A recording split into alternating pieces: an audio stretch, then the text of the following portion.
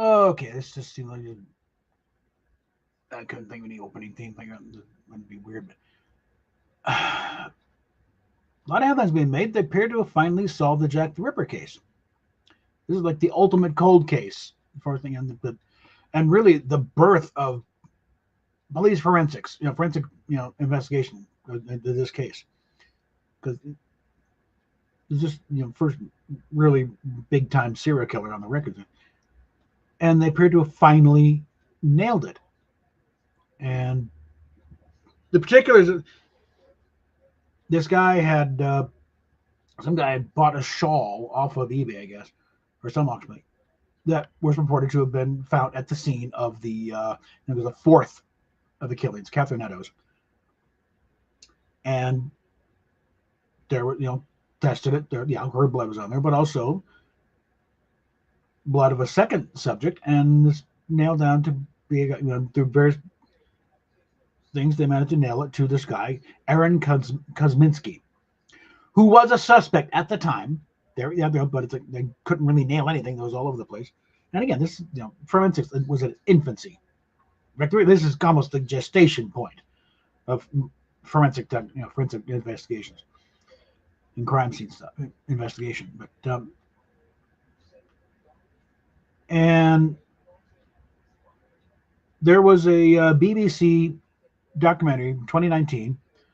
Amelia Fox from Silent Witness was the host, but they brought took the case file they had, what they had, and applied modern forensic techniques to it and technology to it, and some profilers came in. And again, this is 2019. They also identified Kosminski. Yeah, this is the guy. Almost assuredly, because known patterns of the way serial killers operate, and they stay within their the territory they know, and everything's centered around Kosminski. And why did he stop? Well, he basically he attacked his sister, got committed to an asylum, and he died there. But he was apparently raging schizophrenic, auditory hallucinations, the whole 9 yards. And like they also not only tied him, but also going back, figured that likely three or four cases before the known ones. Hey, Daniel. So expanding that a bit, because you didn't start with this first. No, he was already well on the way. He had to start it somewhere. So there were some previous cases where he hadn't quite escalated as far. But it's like they finally got it. Okay, yeah, and the profiler said, yeah, this is probably the guy, and now we got confirmation. Yes, the DNA matches up. This is the guy. The same guy, Aaron Kosminski. The point is, this one though, is not so much that they finally got it. It's like there's so much blowback against other people. No, it's not. It can't be. Well, other members of the Kosminski family handled that thing. Yeah, were they actively bleeding on it? It was a blood samples they tested on the thing. It wasn't just random skin cells. It's some kind of vested interest in it's not being the guy, that I'm not solving the case. They want it to stay open. I think that really comes down to one. There's a sector of conspiracy theory enthusiasts, and this is not just Ripper, but all of them. It's like it's not flashy enough. It's not sexy enough. That's why a lot of the JFK stuff is like they refuse to even acknowledge the possibility that Oswald acted alone, because they wanted to be some grand conspiracy between the mob and the CIA, and some lone nut with a rifle in a sixth floor school book depository isn't flashy enough. Never mind that all the physical evidence points to that school book depository, and there are partial prints of Oswald on that rifle. There's pictures of Oswald took pictures of himself with the rifle. And all the conspiracy, the second shooter, they've all been tested. They're all crap. The only way those shots could have come from is sixth floor down to the car. Nothing lines up with a second shooter. Grassy Knoll, no. If there had been a shooter on the classic Grassy Knoll, Jack and Jackie would have both been dead, because guess what? This ain't going to stop anything. It would have been through and through, and Jackie would have been hit. No, it's like there are people who just they're not by because it doesn't fit their idea of what it should be. And in the case of the Ripper, it's like some Polish immigrant with schizophrenia. That's not flashy enough. They want to be something a little more important. The king, the Queen's doctor, one of the royal family, some prestigious local doctor. But no,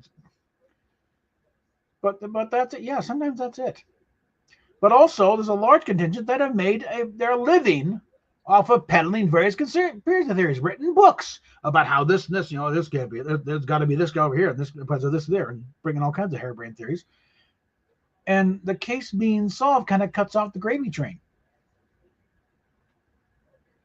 It's really kind of ghoulish. They're making their living off of these dead women, even after 130 years. It's like, really?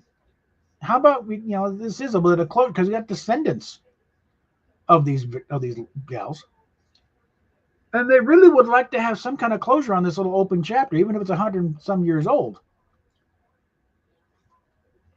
I'm also sure the Metropolitan Police like to finally put this one to bed, because even though it's 100, it's still an unsolved case, and police hate having unsolved cases on them. This is the daddy of them all. So I don't get this people. I know DNA. It's DNA. You don't get much more exact than that, okay? And they made an exact match between, one of Edo's descendants, like great. It's like, yep, this is thing, and then also Kosminski, the descendant, family member with that. It's like, yep, everything matches up. So then they're pushing for a second inquest and the whole thing, and it's like, or it's like, oh, a lawyer could tell us, no, a pretty good prosecutor could nail this thing shut. Because between the DNA testing and also pulling in that BBC documentary, they have established that this is the guy, he's got physical evidence tying him to the thing, but also all the behavioral stuff. So you got the motive, the motivation, everything else. So there's your guy. Case closed. We can finally put the biggest open case in London, Metropolitan Police history to bed. But there's some people, hey, Bone. But clearly, some people just like, no.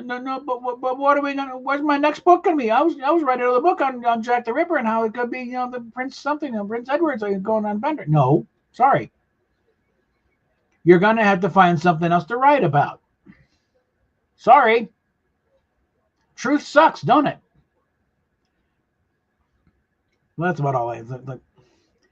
It's just irritating, because it's clear. There's like, why are you pushing? We finally got the case solved. No, we can't have it solved. I got a red paper coming. I can't. I got to sell the books. I got a contract with the publishers about to put this out, and they're gonna blow my check. Well, sorry. Reality doesn't give a rat's ass about your paycheck. So like I said, again, that's why I use the thumbnail I'm using on here is promo for Jack the Ripper, a case reopened. They nailed it back in 2019. This is the guy, and what the new stuff is. That's the missing ingredient: physical evidence. They got DNA from this guy on a piece of crime scene evidence. If it gets to a second inquest, this shouldn't take long. They can just put the DNA evidence, run the film.